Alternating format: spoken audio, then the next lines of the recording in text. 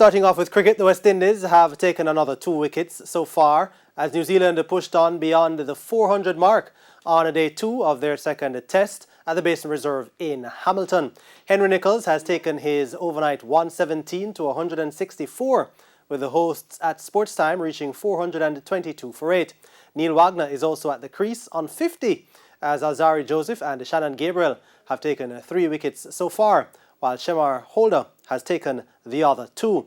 Now yesterday, Henry Nicholls blasted an unbeaten 117, Will Young 43 and Daryl Mitchell 42, which led New Zealand to 294 for 6 at stumps. Shannon Gabriel, he bagged 3 for 57 all on day 1. Alzarri Joseph at that point only had 1 wicket for the Windies, of course. It is New Zealand who lead the 2-match series 1-0. Joshua Da Silva, wicketkeeper batsman, and Holder, the fast bowler, were given their debuts.